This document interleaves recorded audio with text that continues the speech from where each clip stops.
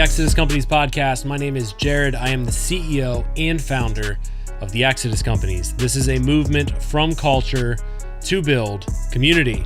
Guys, welcome to the new format on the podcast called, drum roll here, Brenton, put it in there like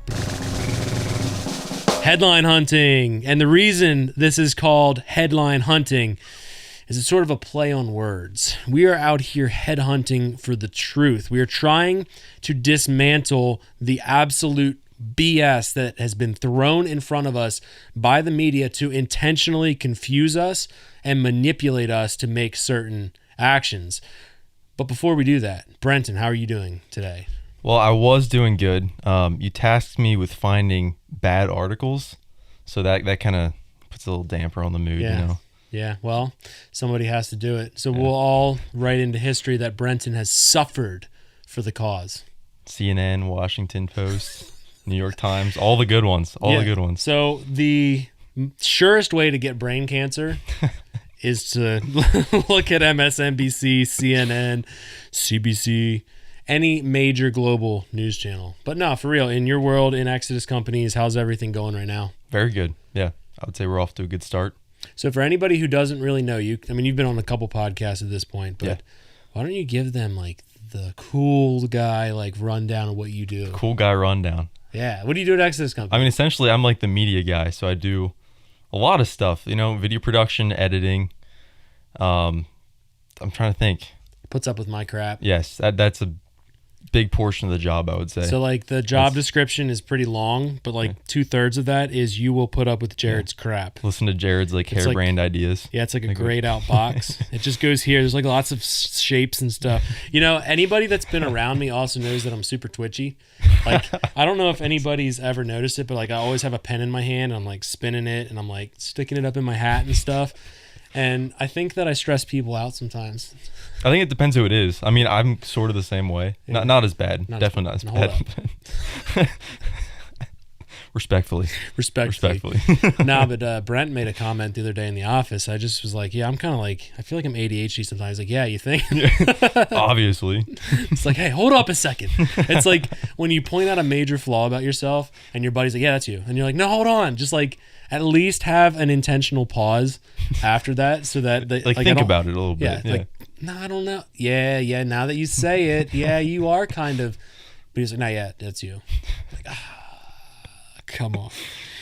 Anyway, in my world, it's chaotic. But like, I don't think people get to see behind the veil a lot. Yeah. You know what I mean? And it's really hard for us to show you guys what it looks like to plan for the Exodus Companies, what it looks like to plan for a podcast, what it looks like to, you know, travel and do the filming and stuff that we're doing. And I think that it looks really glamorous at times, but there's a lot of other stuff. Yeah, we just got to get a film crew with us. So someday when we have a full film crew, not just a couple of us, maybe we can do like a behind the scenes thing. But the days are fun. Like I think that the one thing that we're really blessed with is we have a purpose in our company. We have a desire to impact the people around us, and we get to do that through a host of different media platforms, I will say. But there was something that came to my attention. We have had thousands of downloads of our podcast. Mm-hmm.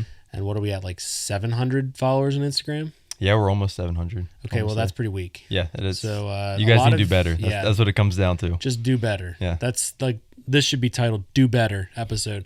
Nah, but for real, like the best way to support us is to pay it forward. And I don't run ads on this show. We're not going to have other companies on this show. Sure, we plug our own stuff and it's shameless plugs because we don't have to feel shame for plugging our own stuff because it's good stuff. It's stuff that's going to help you guys out as you are pursuing a betterance. Is betterance a word? I think so. Betterance. Making culture better. Yeah. Betterance. The betterance of society. Yeah. Whatever. I don't know. Anyway, so yeah, we'll sometimes talk about our stuff like the sweatshirt that I'm wearing right here, the Exodus logo hoodie. Underneath, I'm also wearing Exodus t-shirt. I'm also wearing my Exodus boxers today. But hold up, when did we get those? I didn't get a pair. Hold up. We made one pair, Brenton, and it's mine. Anyway, so just an update here, guys. We've got a lot of cool stuff going on. But the best way to support us is to check out the websites. And hey, look, here's the deal. If it's not in the cards to purchase anything from our websites, I get it. That's fine. perfectly acceptable, but please consider paying it forward. You know, I want to see a ton of followers on our Instagram page. I want to see a ton of engagement. I want to see you guys asking us questions, giving us topics you think that we should cover. And I know that will come organically, and we've only had the podcast for a short amount of time, but we would appreciate some love over there.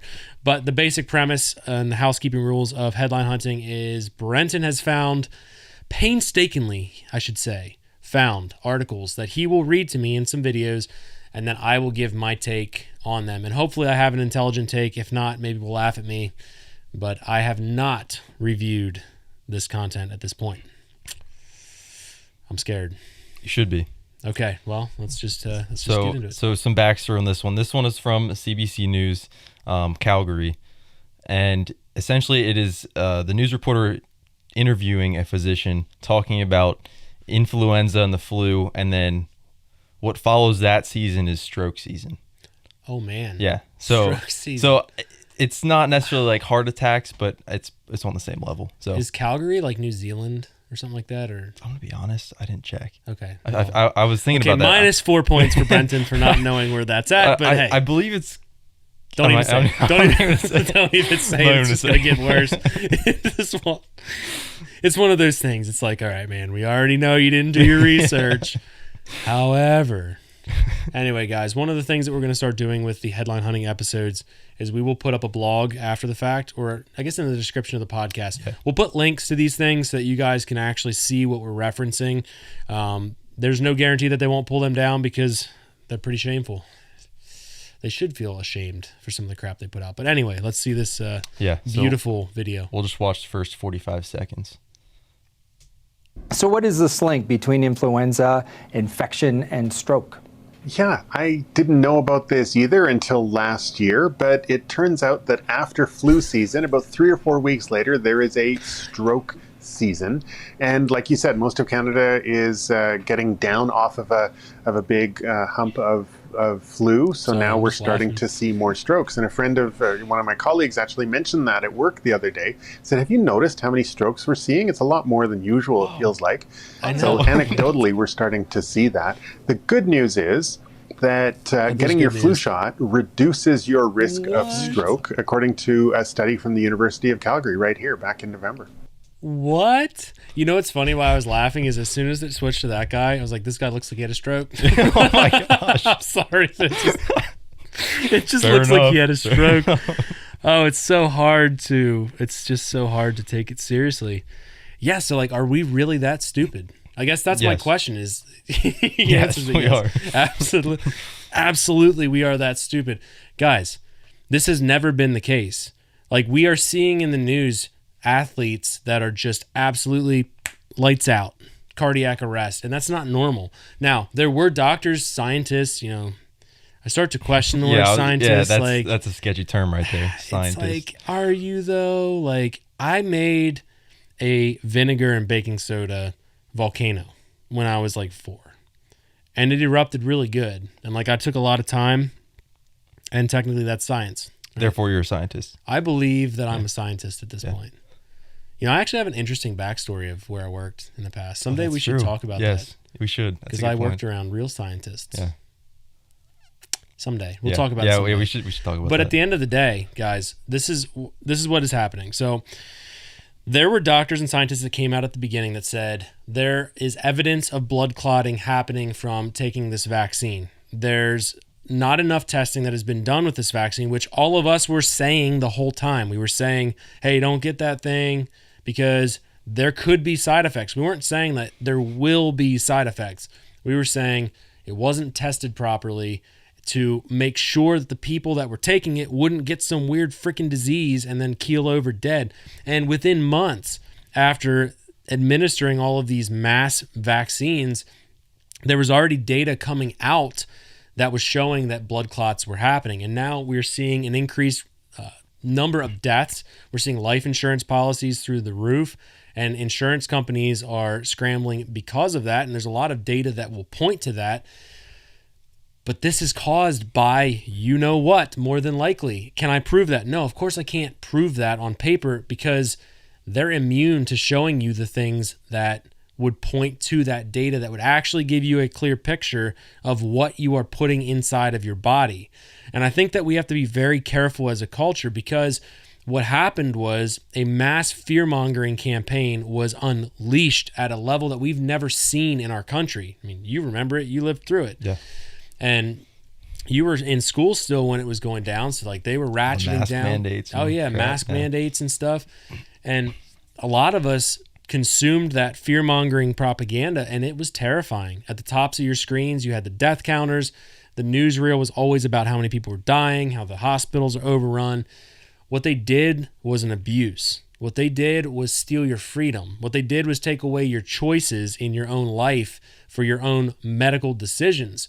And I know that term gets thrown around a lot, and it kind of pisses me off a little bit, because all of these commies on the far radical left like to say, well, you're all about medical choice, but then you're not about abortion. That's not the topic today. But this has just intentionally become so muddied that you can't even make good decisions based off of data that has been given to you. And in fact, with the media, generally speaking, if you look at what they're saying and think the opposite, you're correct.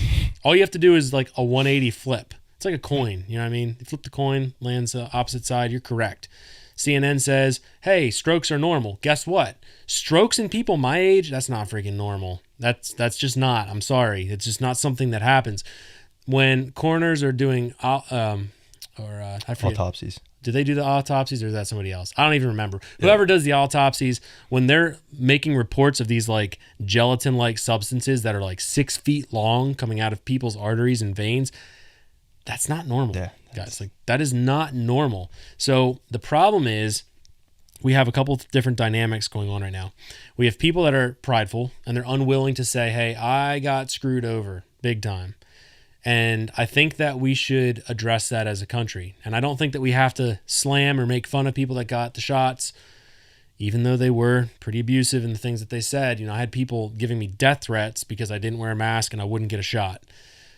I'm not necessarily going to hold that against them at this point, but I do think that they should radically shift their mindset and get back on the correct team, because it's dangerous where they allowed the country to go because they complied with the demands based off of bad intel. And I think that their hearts were probably in the right place at the beginning. Yeah. I mean, with the media, essentially they were following what the media said, and for years that has been regarded as the correct thing to do. Right. But, and people genuinely at the beginning, I think, cared about each other and said, hey, look, I believe based on the data that I have received that this is the right move to make, so I'm going to make it. The problem is the media also enabled and encouraged a totalitarian approach to this rather than a liberty-minded approach.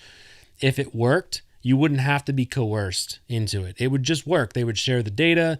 It would work. There'd be no manipulations. I mean, we all know how they came out at the beginning and said, hey, this vaccine is 99% effective. And then it dropped to 95%. And then it dropped to 40%. And then they blamed everything on non-vaccinated. They blamed all the mutant variations on the non-vaccinated, and all of a sudden they pivot every time. And what you'll notice from these mainstream media outlets is they don't want to take responsibility for the vitriol that they put out. So rather than take responsibility for it, they will default on saying, this is normal. Guys, when you have a stroke at 30 years old, it's normal. It's okay. Look, you took your shot. You obeyed like a little sheep like you are. Just trust us. The stroke will pass, and so will you.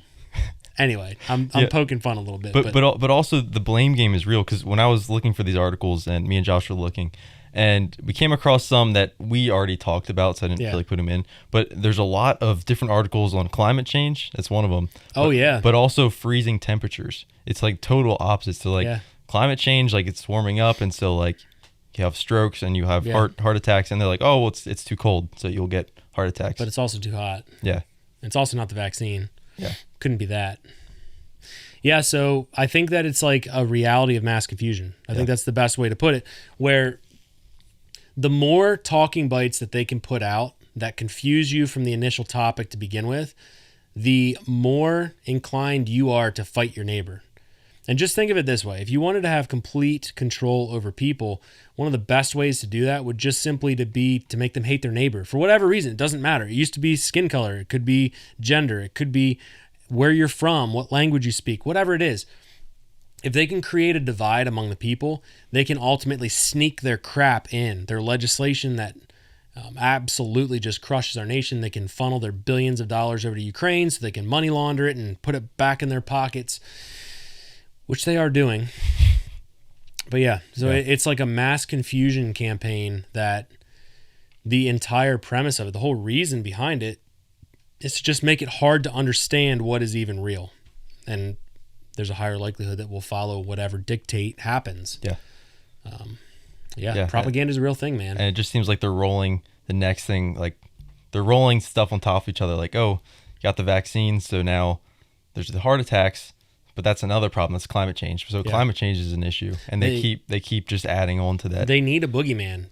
They completely need something that is going to make us fearful, because one of the biggest motivators of people making an action is to have them scared of something. Yeah. So naturally, if we are scared of something and then they convince us that we are outside of the purview of the control and we have to rely on them, they can pass whatever regulation they want. Like, look at what happened during the shutdowns. They told businesses like ours, hey, you're non-essential. Think of how much BS that is. We have employees here that rely on our business to survive, and what they're telling us is shut down your doors and pay for the employees, or just kick them over to welfare because you can't afford it. Oh, and if you lose your business, it's whatever. But that's the cost of safety for people. And the reality is liberty is just not safe. It can't be safe. You can't have sovereignty and safety. They just don't go hand in hand. But yeah, the news cycle, the velocity of it makes it impossible to keep up with. And I think that's intentional too, because it pushes the ball down the road with accountability. Because what are you actually going to hold them accountable for? You know what I mean? It's like you can't. They completely. It's like a shotgun approach. Like which little pellet impact. If you took a shotgun, you stood at 15 yards and you shot a piece of paper, there might be like 200 pellets. If it's like a bird shot or something. Yeah. So which pellet are you grabbing? Yeah. You know what I mean? It's like you need all of them, but how do you take all of them back? Yeah. You know, it's very complicated. Yeah. And it's intentional. So, yeah, that's a thumb down, man. I can't believe that we're so stupid. Yeah, that people would believe that, but they do. But here's the other thing too. Like, this is what really drives me bonkers about this whole thing. Like, we've all had COVID, all of us. Yeah. All of us here. And to be honest, they suppressed good treatments right off the bat, alternative treatments. They never said go get healthy. They never said get fit. They never said drink lots of water. They never said eat good food, stay away from processed food. They never said get freaking sunlight. You know, they took away all of the ways that we could interact with people and have healthy relationships. And ultimately, now you have mental chaos, you have physical chaos, and then you have sickness. And I'm not saying that the sickness is fake. I never said that. But what I am saying is you start having all of those things compound, and now you have this reality where, people are dying. Yeah. Like, and they're suiciding themselves at a higher level too. Like, ultimately, they intentionally created all of this pressure and put this pressure on us, and it's why so many of us are coming out and saying it is an actual crime. They committed a crime. You could actually equate that to a genocide, because millions of people did die. You know, think about people that got put on ventilators. Yeah. There was a huge percentage of them. Yeah. There's like, I forget what the percentage was, but it was huge. You get put on the vent, death sentence, you're pretty much dead. Yeah. And they knew this. And then we heard information about hospitals making money for every patient that they had on the ventilator. It's like, why do we let these people exist? Yeah. Why do we let them have power? Exactly. Anyway, next article. Yeah. All right. So next article. This was an opinion piece from the New York Times. So you know it's going to be good. I'll read the title and then I'll read some context. But the title is "America Has a Debt Problem, and the answer to it starts with Form 1040." So it has to do with taxes. And as if you guys didn't know, this is kind of about the debt ceiling that we hit. I think it was like 2 weeks ago or whatever. But the thing that interested me about this article is this little section here. It says, "After all, Americans don't want large spending cuts. The vast majority of federal spending is supported by most Americans. About 63 cents of every federal dollar goes to mandatory programs, the largest of which, Social Security and Medicare, are wildly popular. Others, like Obamacare subsidies, are less popular, but there's no need to speculate about what would happen if Republicans tried to cut the program. They've tried and failed repeatedly. An additional 15 cents goes to discretionary programs. The big ticket items like health care for veterans, highway construction, and subsidies for law enforcement are pretty popular too. The rest is the defense budget and interest payments. And then at the end of the article, they say, the nation is borrowing too much, but not because it's spending too much. The real crisis is the need to collect more money in taxes. So we know where this is going. Oh, yeah.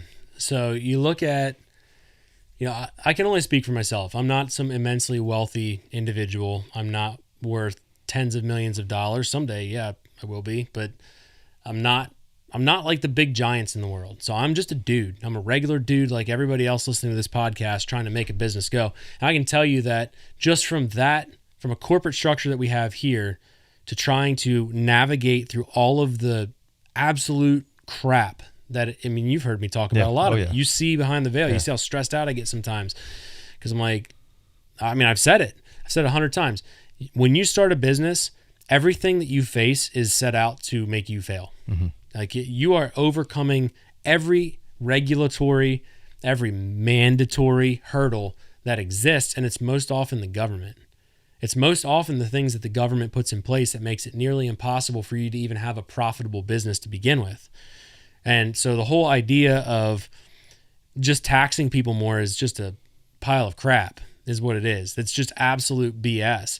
Because when you break down, let's say you're a high earner, let's say you make 6-7 figures, whatever it is, even if you don't, 50 grand a year, 60,000 a year, 20,000 a year, whatever it is, if you started calculating how much money you lose to programs like Medicare, to Social Security, to federal taxes, to state taxes, local taxes, registrations for your vehicle, licenses to go freaking camp in the woods somewhere, to do whatever you want to do, I would be shocked if we didn't pay 60 to 70% to the government in some way, shape, or form, let alone if you make over certain thresholds, they will just absolutely pillage you for your money.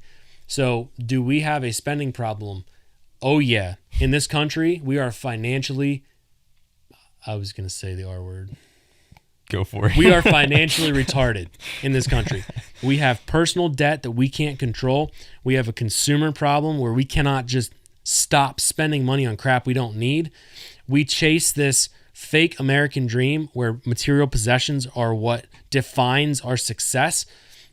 And then all of that trickles up through a federal level. But the absolute biggest abuse of this government is the fact that we have politicians stealing money from us, literally holding guns to our heads saying, if you don't pay this money, we will arrest you, we'll fine you, and if that doesn't work, we'll probably no-knock you at 3 a.m. If you try to fight us, we'll shoot you. Like that's ultimately what happens when you get the IRS involved in stuff. But the biggest problem that I have is you have politicians that walk in and their net worth is negative, and they walk out 50 years later and they're worth $250 million while they have been in the government. They use their positions to understand the markets, to understand regulations that are going to help companies, and then they insider trade themselves all the way up to the top, the whole time looking at people like you and me as peasants while we're just trying to have an impact on the world around us. And they absolutely rape and pillage everything out of us.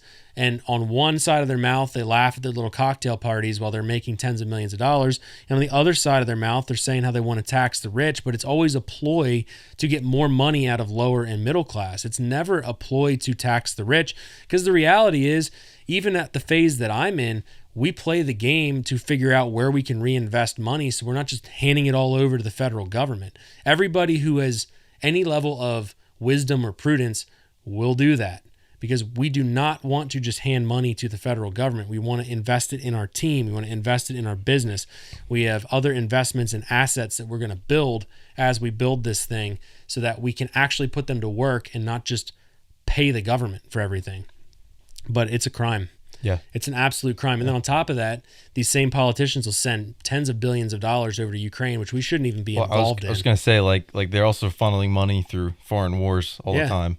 And who makes money off of that? You know what I mean? Not us. Yeah. So like every company that makes some sort of fighting gear, a fighter jet, a tank, a weapon, guns, ammo, optics, whatever, that's in bed with the federal government is going to get millions of dollars in contracts. Yeah. It's all going to go over to the overseas entities. And let's be real, if we don't think that politicians aren't saying, hey, look, here's the deal, dude, we're going to keep this war going, and I'm going to make sure that your fancy fighting gear over here gets called into the contract, I just need a kickback. Like if we're not if we're too stupid to think that that's not what's happening, we don't deserve a republic. Yeah. That's just kind of where I'm at. Well, and a lot of people expect politicians to do the right thing, do good, even though we are inherently evil. If they did the right thing, they'd. Never mind. Well, I know you're going with that. I'm just not even gonna say it.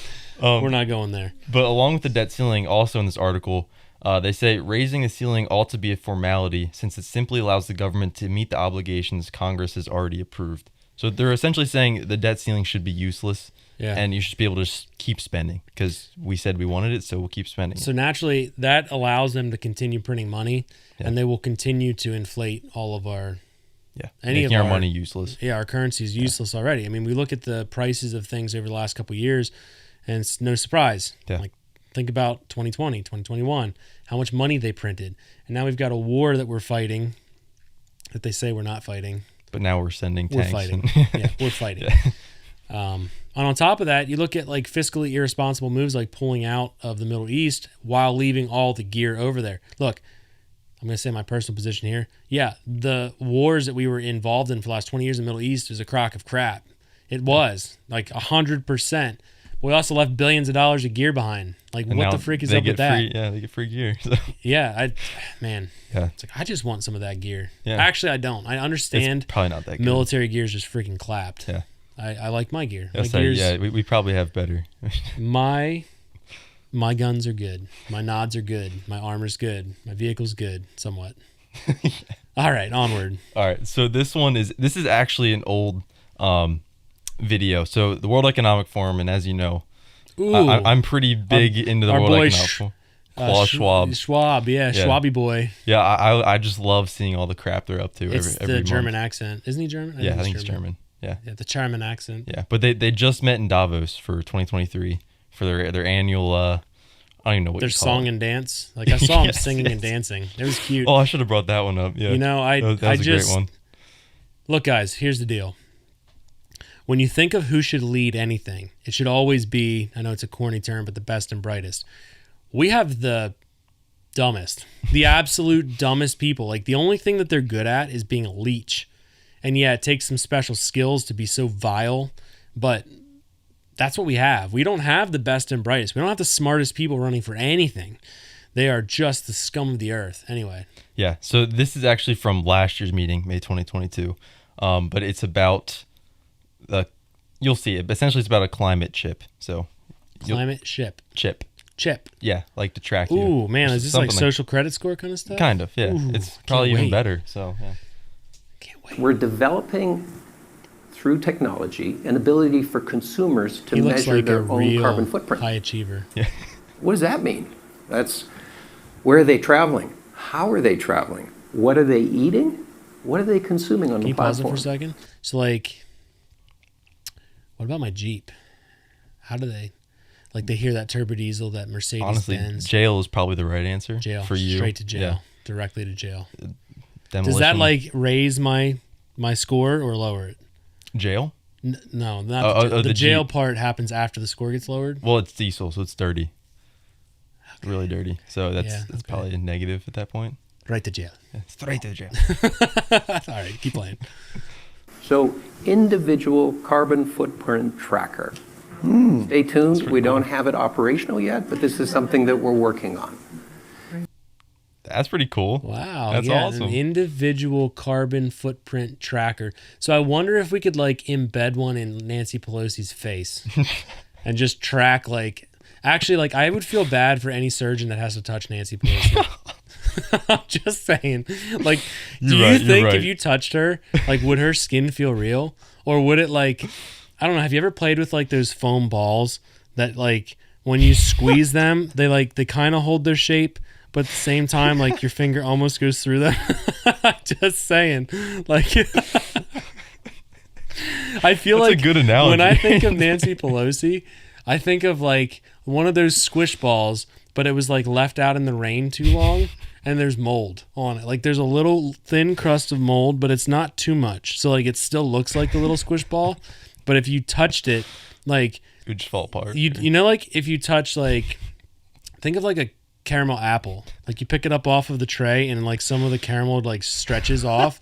Like, I feel like if you touched Nancy Pelosi's face and you pulled your finger away, there'd be something there. It's an unknown substance, but it's like a wax. Yeah, anyway. Wow. That's what I think. That's a really good analogy. But I don't know, man. Like, I'm okay. I'm trying to be real with everybody. Like, I'm not trying to be weird, but like, when I think about Nancy Pelosi, I think of like, how could anyone love her? Anyway, we all deserve love. Well, apparently she just got an exorcism on her house. So, because of the Paul Pelosi thing. That was a demon. That was a demon. But see. Anyway, so squish balls, stress balls, carbon whatever. footprint tracker. Oh yeah. Yeah, I don't know. Like, would they embed one in these politicians? Like, how many times do they jump up in a government jet to go fly to some weird economic forum thing? Well, somebody even just did a whole. I don't know. They put all these stats together, and I'll have to find it again. But essentially, they tracked people coming to Switzerland. And it's a very remote place. So they fly in about an hour and a half away, and they get on these diesel vans. Nice. And they shuttle them, and then they shuttle them to Davos, and then they'll shuttle them around the town. Cool. It's like that's who is. Oh, didn't they bring like tons of prostitutes into town? Yes. They did. I think it was like. Oh my gosh. I don't want to say the number, but I thought it was like. These people are vile. Man. Nothing surprises me anymore. Nothing surprises me. Anyway. Yeah. So that is that. It's a little bit So that was 3. That was 3. So we're gonna do something good now, right? Yeah. So this was actually really hard to find something good. And the funny thing is, why would it be so hard to find because it something doesn't good? sell. It doesn't sell in the media. Yeah, really. But the funny thing is, I went on New York Times and they had like a good things section. Really?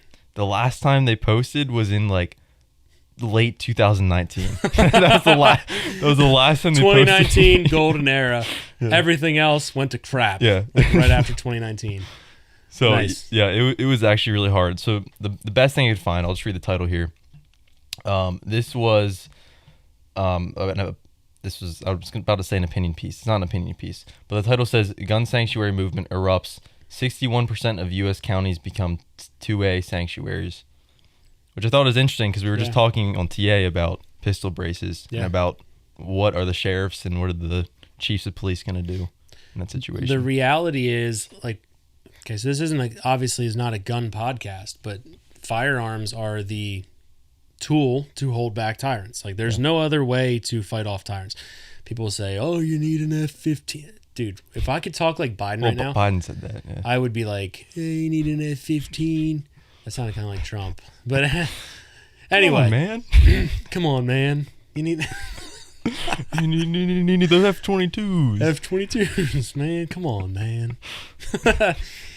The government thinks that you need fighter jets. They think that you need tanks. They think that you need all this stuff, but the reality is, in this country, the beauty of it is we have hundreds of millions of people that have guns. Yeah.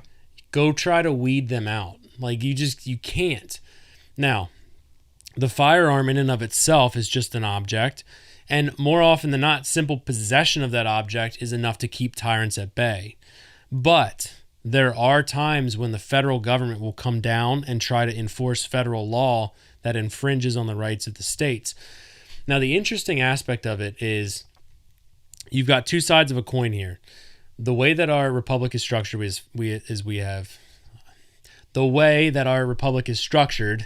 is that we have federal protections and laws and we have state protections and laws. And if you look in the Bill of Rights, our federal government is supposed to be limited to those Bill of Rights. And they're supposed to just be protecting those Bill of Rights. Like, the grandest irony is they've got kind of a small scope of work. And then the rest of it's supposed to be dealt with the states. So the downside of this is firearms rights are a federally guaranteed right. It's not granted by the government, but it should be something that we enjoy across the entire United States. It shouldn't be limited to just one place, one state. We have disrupted that. So what that would look like is federal government has Second Amendment, and it says the right to keep and bear arms shall not be infringed. Done. Shall not be infringed. Done. No background checks, no registrations, no permission slips, no age requirements, no caliber requirements. Doesn't matter. Own a gun. Done. That is what that means. Done. Done and done and done and done and done. I can't say it enough. Done. You want a gun? Get 4. You might as well. Why not? It's America. Go get one. And the states shouldn't infringe any further on that. And if you look, the grandest irony of this is most of our states have constitutions that mirror the Second Amendment. A lot of people don't know that. Look up your state's constitution.